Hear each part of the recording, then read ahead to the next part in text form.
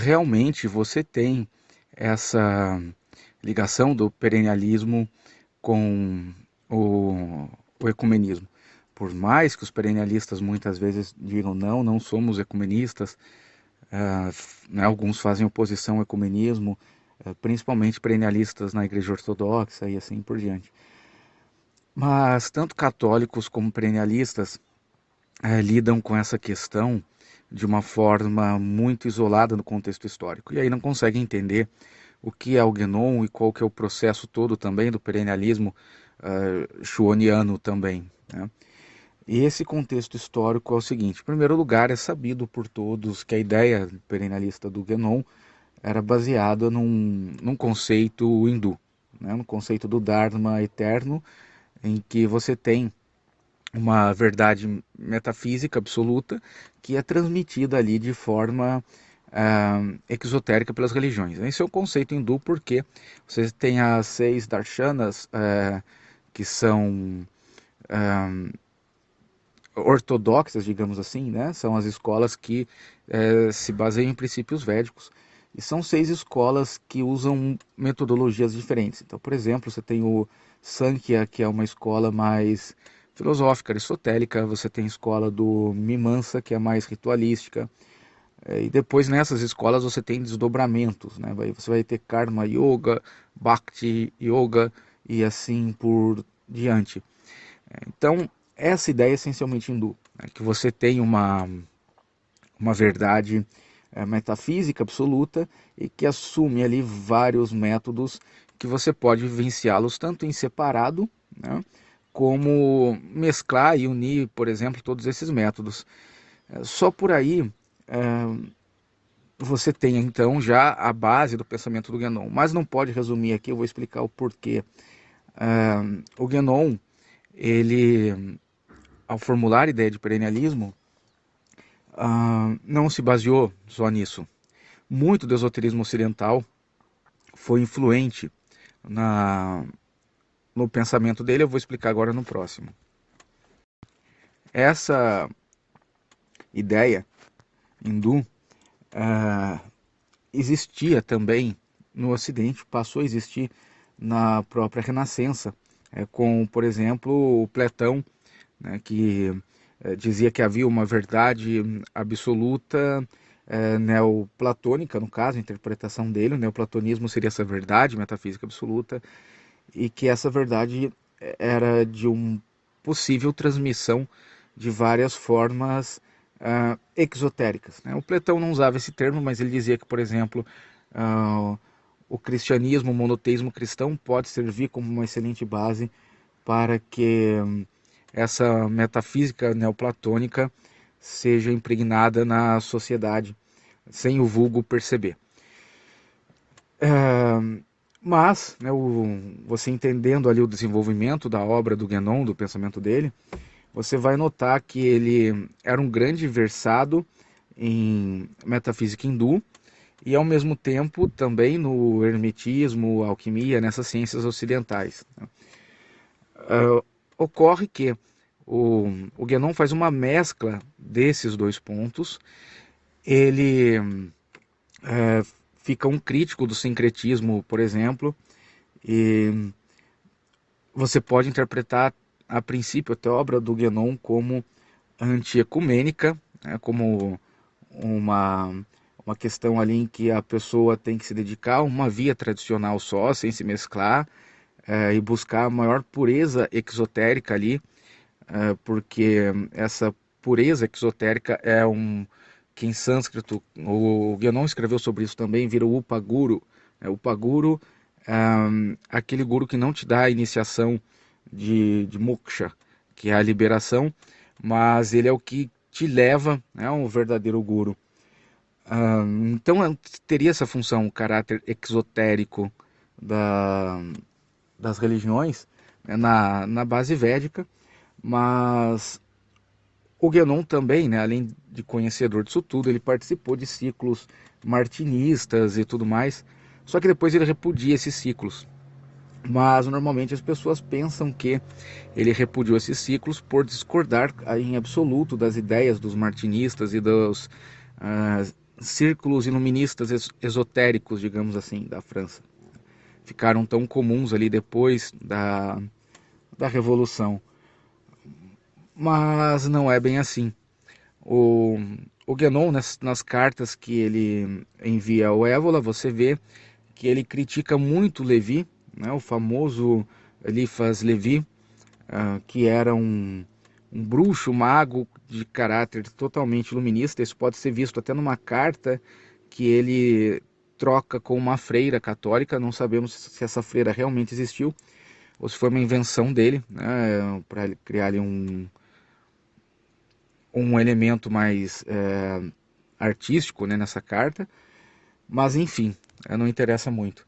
A questão aqui você vê que lá o Levi assume um caráter totalmente iluminista, né, em relação a,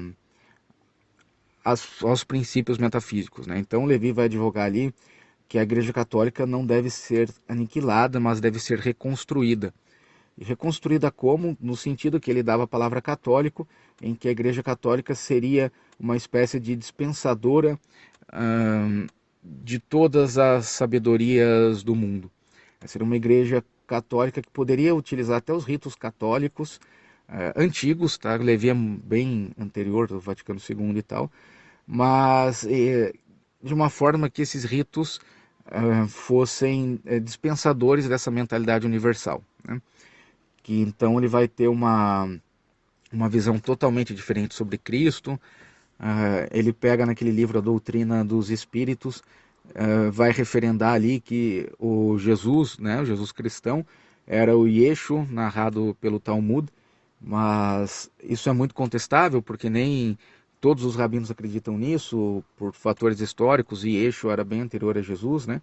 Mas enfim, ele vai afirmar então que a igreja poderia manter os seus ritos e tudo mais, mas passar a ideia de que Cristo é um Cristo cósmico, né? Um Cristo que representa uma ideia universal de salvação pelo conhecimento, mas que ele não é o Cristo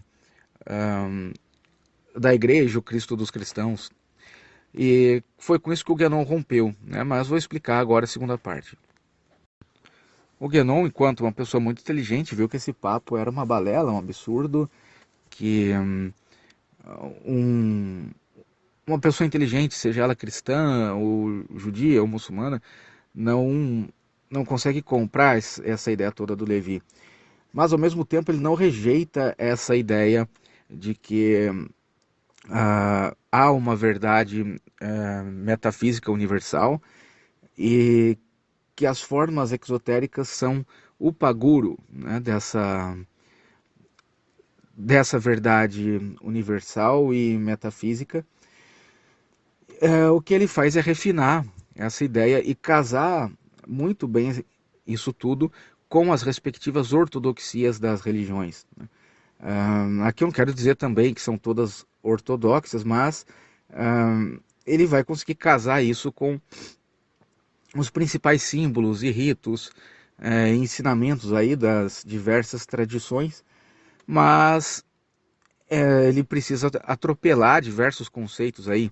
É por isso que o Guénon faz um esforço retórico danado para dizer que o Dharma hindu nunca foi reencarnacionista, o que é mentira. Ele deturpa absurdamente os textos hindus para afirmar isso. E ele tem o mesmo sistema desses autores martinistas com quem ele rompeu. Ele diz várias vezes que esse tipo de assunto ele não precisa dar fontes, né? Quem lê a obra do Guénon percebe que ela carece de fontes, fontes acadêmicas ou fontes de autoridades, né? Porque ele diz, olha, falamos em nome de ele sempre usa o plural, né? Quando você lendo em francês percebe isso, que ele usa um plural.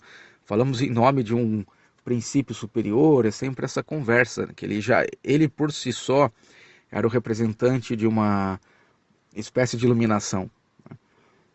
É muito comum isso no martinismo. Os martinistas são baseados nessa ideia de que o próprio Saint-Martin falava em nome de uma autoridade superior. Você então só vai conseguir entender e analisar essa questão do perennialismo quando você entende que o Guénon é uma continuidade desse esoterismo iluminista francês.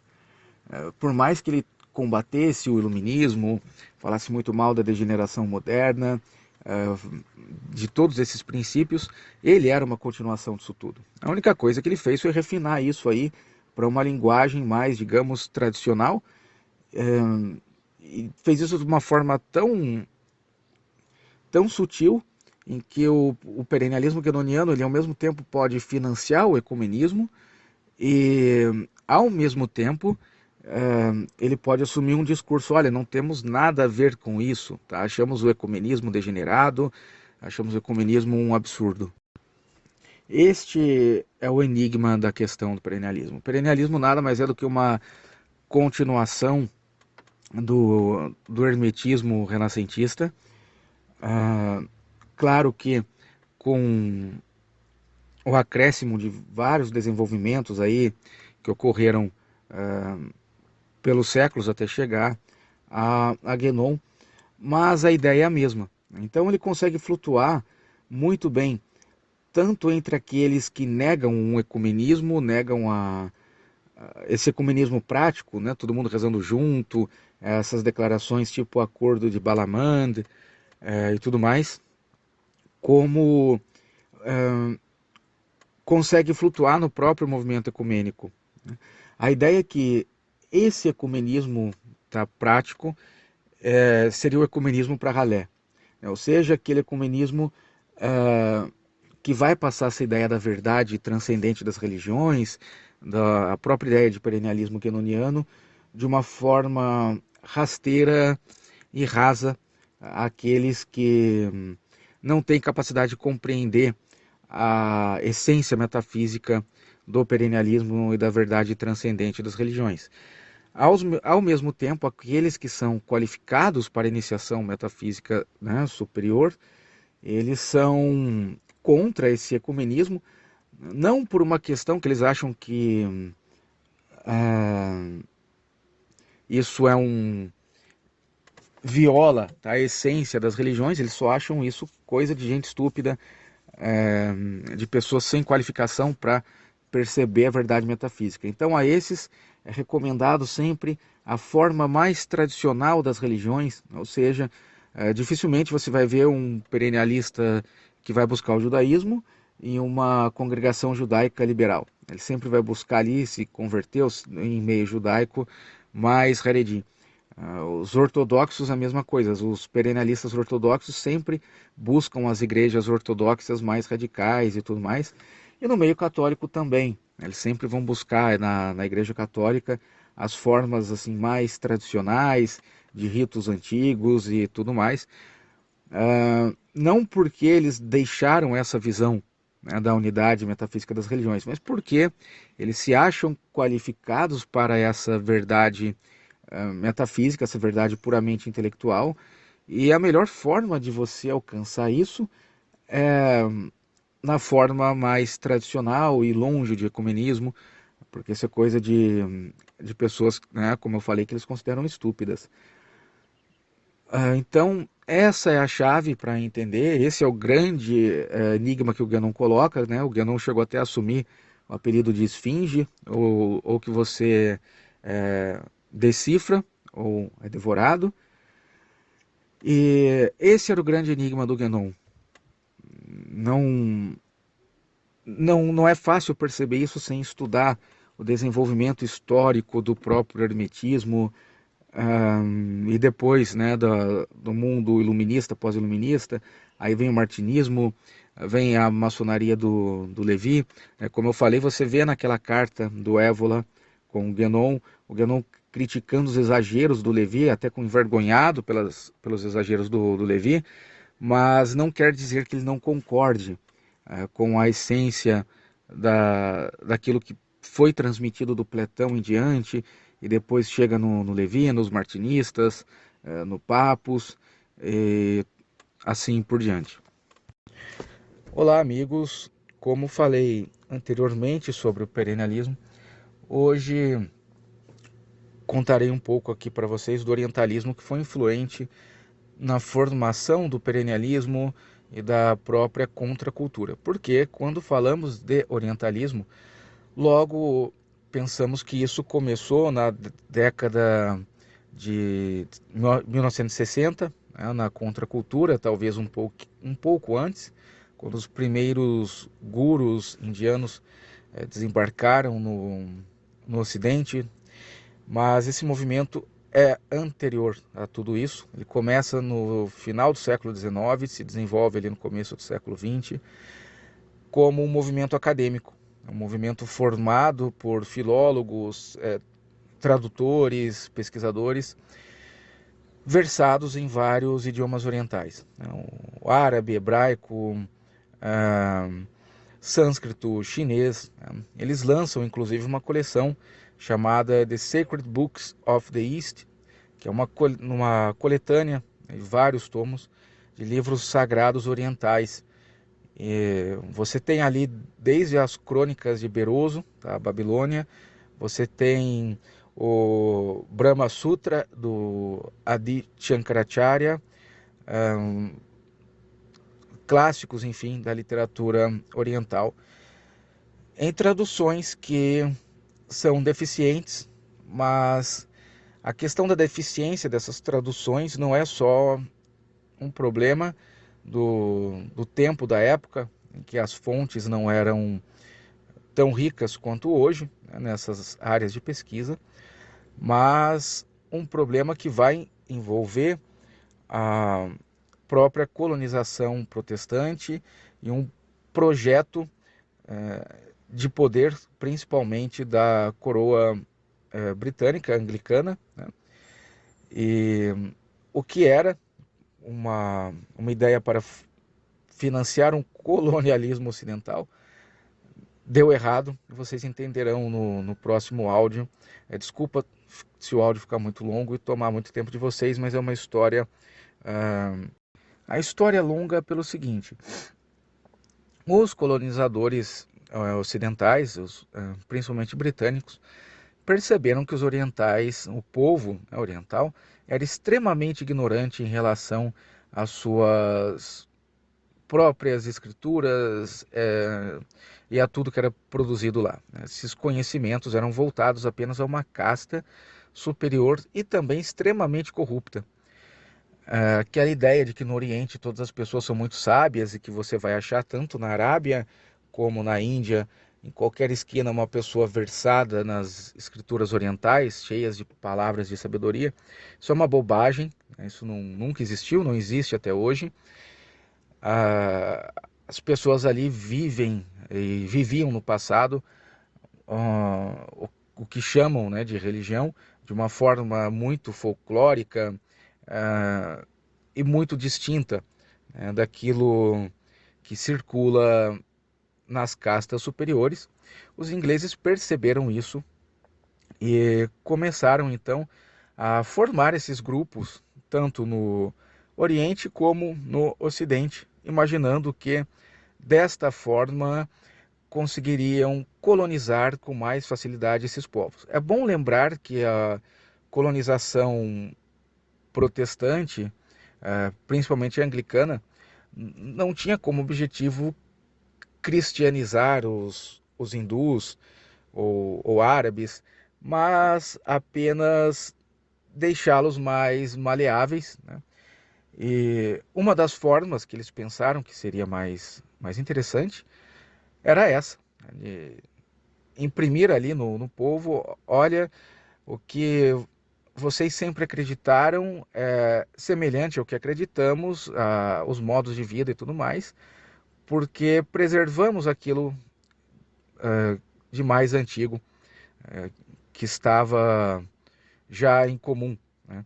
Então, por isso que a própria ideia da civilização indiana como um fruto da invasão ariana, que é uma mentira arqueológica, né, já foi comprovado que não é bem assim, foi tão financiada por esses orientalistas, e por isso que os textos desses orientalistas também possuem diversos erros de tradução e edição,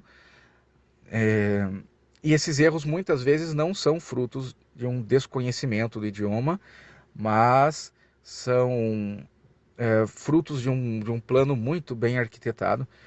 E essa questão da influência fica muito clara quando lembramos de um nome chamado Edward Palmer. Edward Palmer foi um inglês que deu aula de árabe no Hijaz, na Arábia Saudita, um aventureiro também, morreu em uma tragédia ali no Oriente Médio.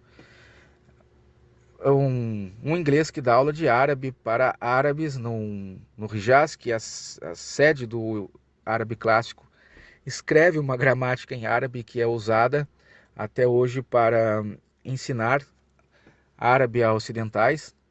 Ele fez um livro que até hoje serve como base, só que o problema é que o plano acabou dando errado.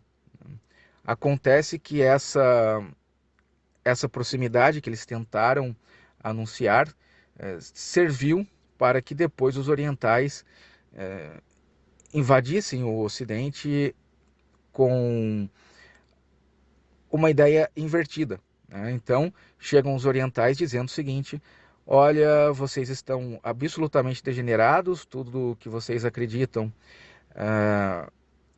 é vazio, mas isso tem uma semelhança com o que está presente no Oriente, e nós orientais guardamos isso muito bem. Foi aquele caso em que a pessoa foi dar um golpe e saiu golpeada, e isso tem muita relação com o perennialismo. E por que isso é importante para entender o Guénon? Quando esse plano orientalista britânico ele dá errado, e agora são os orientais que aparecem dizendo que são salvadores do Ocidente, que eles sim guardam a suposta metafísica ou tradição mais antiga e os conhecimentos espirituais incorruptos, você vai achar, né, essa inversão no plano no próprio Guénon. O Guénon não era nem um pouco fã dos orientalistas e também ele diz abominar a mentalidade protestante, mas ele compartilha desta mesma ideia. O Guénon insiste nas obras dele que o Ocidente não tem mais salvação em si mesmo, que é preciso buscar essa salvação no Oriente. Isso gerou até alguns casos bem engraçados, e um deles, um amigo do Guénon pergunta sobre iniciação, sobre gurus legítimos. O Guénon recomenda o Shri Ramakrishna na Índia, e o cara vai, né, buscar o Shri Ramakrishna, só que o cara fica desiludido. Ele chega lá, acha um velho sentado no chão, enrolado num pano, lendo os gibis do Batman, e volta desiludido. E agora eu não lembro se era Batman ou Superman, eu sei que era algum gibi dessa época, dos primórdios aí dessa literatura americana. O próprio Guénon, então, ele vai em busca da iniciação Sufi no Oriente, e defende cunhas e dentes à metafísica oriental. E o Guénon usa o mesmo método dos orientalistas. Por exemplo, quando o Guénon diz que na Índia a crença em reencarnação nunca existiu, ele está absolutamente errado. O Ananda Coomaraswamy faz a mesma coisa, só que de uma forma muito mais refinada, porque o Ananda era bem versado em Pali, sânscrito e dialetos hindus, né? Então, o Guénon usa uma ferramenta parecida. Ele vem e diz: olha, vocês que são ocidentais, não tenham medo daquilo que falam sobre as escrituras hindus, sobre reencarnação e tudo mais, porque eles não acreditavam nisso, assim, assim, assado, e dá para conciliar, né?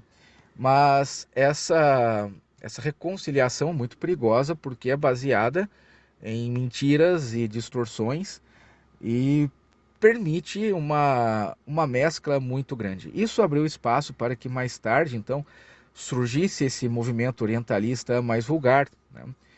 No movimento da contracultura, no yoga para todos, nessa coisa do budismo ensinado aqui como uma filosofia que não é uma religião, e você pode até, supostamente, claro, ser ao mesmo tempo católico, protestante, judeu e adotar pontos da filosofia budista. Enfim, tudo isso é o desdobramento de um processo, né? Quando você percebe esse movimento, passa a entender melhor a origem de movimentos mais populares, né? Então, notem o seguinte, que o orientalismo, por exemplo, mais vulgar da cultura pop, da chamada cultura pop, ele começa, né, primeiro nas, digamos, castas, né, superiores. Começa como um movimento intelectual, um movimento acadêmico, e depois ali no vulgo, né, ele adota ali então as formas mais populares e mais simples e mais sincréticas. Aí que os críticos ao perennialismo, por exemplo, se enganam, e adeptos do próprio perennialismo também. No caso dos críticos, eles não conseguem enxergar esta conexão, porque eles criticam o perennialismo tentando atacar pessoas de forma particular, né, ou o Guénon, ou o Olavo de Carvalho. E no caso dos adeptos do perennialismo, eles acham que estão ali diante da revelação de um Oriente antigo e repleto de sabedoria, de algo que o Ocidente também era dono e perdeu. Os dois não conseguem enxergar nisso tudo um processo histórico aí muito claro.